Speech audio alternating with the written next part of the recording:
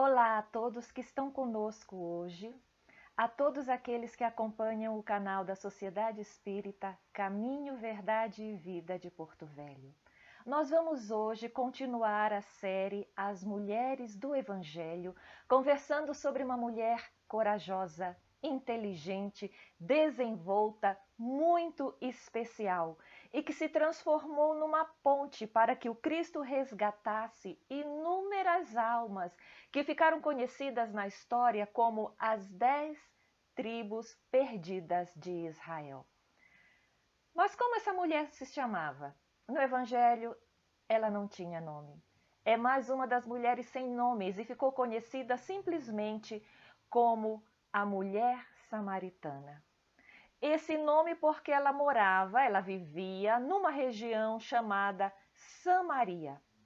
Vocês podem olhar esse mapa aqui ao lado, que vocês observam que ao norte da Palestina ficava a Galileia, aonde Jesus tinha sido criado, onde Jesus vivia, onde fica o mar da Galileia, onde fica Nazaré, onde fica Cafarnaum, onde ficam muitas das cidades em que o Cristo pregava naquela região.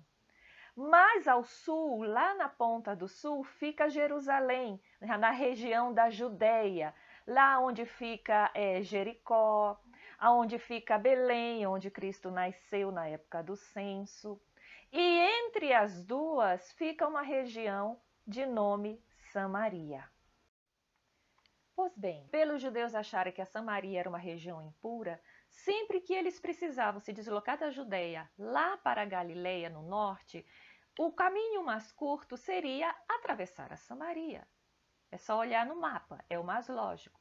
Mas ao invés disso, eles iam para o leste, atravessavam o Rio Jordão, eles desciam até Jericó, de Jericó atravessavam o Rio Jordão, caminhavam em direção norte e depois viravam para oeste e chegavam na Galileia, portanto, sem passar pela Samaria. Esse era o caminho mais longo e o caminho mais trabalhoso, mas era a única maneira de evitar pisar em solo samaritano. Mas da onde surgiu toda essa rejeição, esse conflito entre esses dois povos que têm a mesma origem em Abraão? A gente conhece pela história que lá pelo século XII, os descendentes de Abraão, Isaac e Jacó, que já tinham se libertado, feito o êxodo, se libertado dos egípcios, feito o êxodo, eles se organizaram em 12 tribos, tá? Formando as chamadas tribos de Israel. Muito bem. Essas 12 tribos, elas não tinham um rei. Cada tribo tinha o seu líder. Elas às vezes brigavam entre si, tinha muitas mini guerras entre eles e até mortes mesmo, mas eram todos irmãos aí, essas 12 tribos. Quando chegou o período de Salomão, que Salomão morreu, 10 dessas 12 tribos que ficavam mais ao norte criaram um reinado, tá? Criaram um reinado que era o Reino do Norte e se separaram das duas. As duas tribos que sobraram eram exatamente as que ficaram onde hoje, ou melhor, na época do Cristo, era a Judéia. E as 10 tribos ficaram da divisa da Samaria para cima. Tá? Essas que ficaram conhecidas como as tribos perdidas de Israel. Por quê? Essa divisão, essa cisma ocorreu lá pelo ano de 930 a.C. Alguns anos depois, mais ou menos lá pelo ano 700 a.C., houve uma invasão naquela região norte ali. Os assírios invadiram as 10 tribos do reino do norte, que eram conhecidas como o reino de Israel. Quando os assírios invadiram aquela região, muito superiores em termos militares, eles deportaram e exilaram boa parte do seu povo. Cerca de 20% da população que ficava naquela região das tribos do norte foi deportada, saiu dali daquela região, tá? Só que esses 20% eram formados pelas famílias mais destacadas e incluíam todos os sacerdotes, todos os líderes, inclusive os líderes religiosos. O que ficou ali eram os agricultores, as pessoas simples, as pessoas que já não tinham tanto conhecimento e ficaram sem os seus líderes, sem os seus religiosos para lhe passar o conhecimento, para lhes alimentar a fé, para lhes relembrar a lei, para passar para seus filhos e descendentes os conhecimentos trazidos por Moisés. Ao mesmo tempo que os assírios fizeram esse exílio, essa deportação de pessoas, eles eles colonizaram aquela região com a população assíria e outros estrangeiros também foram para lá. Então houve uma entrada de pessoas que não eram judeus e, pelo contrário, eram politeístas, tinham outras religiões e elas vieram com os seus deuses. Tá? O que aconteceu aí é que os assírios e outros estrangeiros entraram com seus deuses e os elementos dessas novas religiões, porque eram vários deuses, essas novas religiões se misturaram com os elementos hebraicos da religião antiga que eles tinham. E é aí que eles passaram a ser mais chamados, disse aí que surgiu os samaritanos. Tá? Então passou-se a diferenciar, não, judeu é aqui, nessa região é samaritano, como que uma maneira de discriminar que naquela região o judaísmo não era mais puro. Inclusive muitos daquela região, e o Cristo conversa com a samaritana, nós vamos observar sobre isso, muitos daquela região passaram a adorar outros deuses. E aquela divisão de 10 tribos, já que seus líderes, os pensadores, todos foram deportados, aquela divisão de 10 tribos desapareceu. Aqueles clãs se perderam, tá? Acabou a história de 10 tribos ali. E existe uma característica que separa também os samaritanos dos judeus, que é muito forte. É que os judeus da Samaria acreditam que o local de oração, o local sagrado, era um monte que existia na Samaria chamado Monte Gerizim. Ao contrário dos judeus da Judéia, que achavam que o monte de adoração era outro, era um monte que ficava em Jerusalém chamado Monte Moriá. E isso trazia também vários conflitos entre eles. O Evangelho, ele traz algumas passagens onde eles falam sobre a Samaria, porque o Jesus fez questão de citar os samaritanos em alguns exemplos, até para fazer com que aquela rixa diminuísse e eles passassem a se ver de novo como irmãos. E um exemplo disso é a parábola do bom samaritano, que a gente não é objetivo da nossa live, mas seria interessante vocês lerem, em que ele usa o samaritano como um exemplo de bondade e de caridade. O que não impede que Jesus tivesse a prudência de saber que era perigoso entrar na Samaria. Tanto que Mateus capítulo 10 é colocado que numa das vezes em que os discípulos teriam que pregar, que sair, Jesus orienta, vão, mas não entrem nas cidades da Samaria. Naquele momento que está nesse capítulo 10 de Mateus, o Cristo sabia que era perigoso entrar lá, que eles podiam ser apedrejados, enfim, que alguma coisa poderia acontecer. Tá? Em Lucas capítulo 17 também tem a questão da cura dos 10 leprosos, em que o Cristo cura 10 leprosos e o evangelista ele faz questão de dizer que um deles voltou para agradecer, os outros 9 não voltavam. E ele destaca, e esse um era samaritano, tá? Mostrando também o valor, destacando o valor, apesar, como eles achavam, de ser samaritano.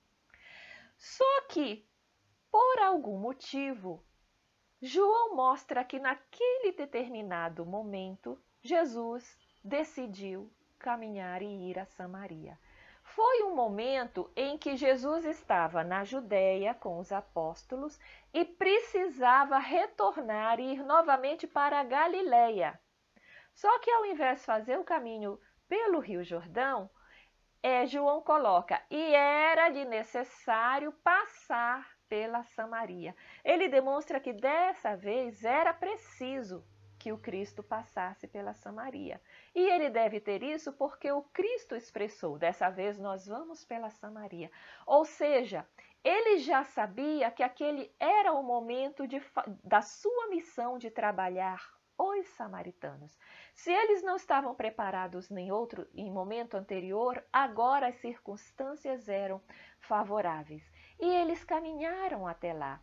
Eles foram até lá. E aí conta-nos João que eles entraram na Samaria, numa cidade chamada Sicar, que fica perto do campo que Jacó tinha dado ao seu filho José. E conta-nos que Jesus, chegando perto do poço, estaria cansado e se sentou perto do poço, tá? Essa era mais ou menos meio-dia de hoje. Esse horário para eles era considerado hora sexta, ou seja, 6 horas depois do sol raiar, que realmente é na metade do dia, tá? Ele estava lá sentado, sozinho. Os apóstolos tinham ido até a cidade, possivelmente Sicar, comprar alimentos, afinal era a hora do almoço, tá? Quando Jesus estava só, surgiu uma mulher samaritana. Chegou até o poço, com certeza viu um homem sentado lá, vestido de galileu, mas mesmo assim ela não saiu, ela não se afastou, ela foi até lá e fez o que ela tinha que fazer. Ela tirou a água do poço. Depois que ela tirou a água do poço, Jesus se vira para ela e pede um pouco de água para a mulher. A samaritana olha para ele e diz: como é que o Senhor, sendo um judeu, pede água para mim, apesar de eu ser uma samaritana? E aí Jesus começa um diálogo com ela e responde: se você soubesse da dádiva de Deus e soubesse quem é esse que está lhe pedindo um pouco de água, era você que teria me pedido a água e eu lhe teria dado água viva. Então, nesse momento, ele vai começando a despertá-la. Você não sabe quem eu sou. Se você soubesse da dádiva divina e se soubesse quem é que está lhe pedindo, ou seja, se soubesse quem eu sou, era você que estava me pedindo água. E se você me pedisse, sempre Jesus quer que a gente peça para ele: pedi e obterei, buscai e acharei. E novamente ele reforça: e se você tivesse percebido quem eu sou, a minha grandeza, e tivesse me pedido, eu teria lhe dado água viva. Água viva, ele não diz água. E aqui eu vou fazer um parêntese. A água era muito rara, até hoje é muito rara naquela região da Palestina. E muitas poças que apareciam, água parada, eram águas que não se podia usar, porque é uma água parada que faria mal à saúde. Quando eles encontravam uma água cristalina que estava em movimento, como era o caso do poço de Jacó, eles consideravam como água viva, ou seja, a água que dá a vida, e não a água que dá a doença e a morte como a água parada. Então ele usa esse termo água viva como mostrando que era uma água diferenciada, uma água pura que faria bem. Aí ela pergunta o que é natural. Mas o Senhor, pergunta com respeito, o Senhor não tem nenhum balde para tirar a água desse poço, e esse poço é fundo, da onde que o Senhor ia tirar a água viva? Aí é que ela pergunta: será que o Senhor é maior do que o nosso antepassado Jacó, que nos deu esse poço aqui e bebeu nesse poço junto com seus filhos e com seus rebanhos? Aí é que Jesus responde: todo aquele que beber desta água, ou seja, desta água do poço que você está falando, vai ficar com sede de novo. Porque quem beber a água que eu der, nunca mais terá sede.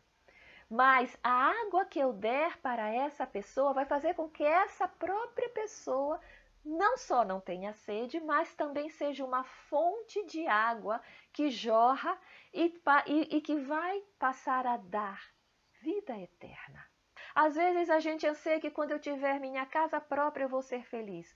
Um dia a gente consegue a casa própria, fica feliz por um tempo e depois volta a irritação, volta a depressão, volta as reclamações. A gente continua vendo o mundo cinza e esquece de ver as cores que ele tem. Porque as coisas materiais, por mais que tenham valor para a nossa vida material, mas ela não satisfaz no espírito. E o que o Jesus sugere é que, mesmo você vivendo na matéria, mas alimente o seu espírito com as coisas espirituais, com as verdades espirituais, promovendo o próprio crescimento, a educação das suas emoções, a revisão dos seus valores, o desprendimento, o desapego. Nós vamos ter apenas o necessário. E não busque naquilo que você tem achar que aquilo vai te fazer feliz. O que te faz feliz, os olhos não enxergam. O que te faz feliz é a gratidão, é o amor, é a doação, é o perdão e o auto-perdão. É fazer o bem e fazer-se o bem. É permitir-se viver na terra, porque é nossa necessidade, mas espiritualmente conectados com a espiritualidade, com o bem. E nesse ponto, o Cristo vem mostrando quais são esses ensinamentos que ele traz. Nós vamos continuar essa conversa na parte 2 dessa live, em que nós vamos concluir o diálogo entre a samaritana e o Cristo. Até lá!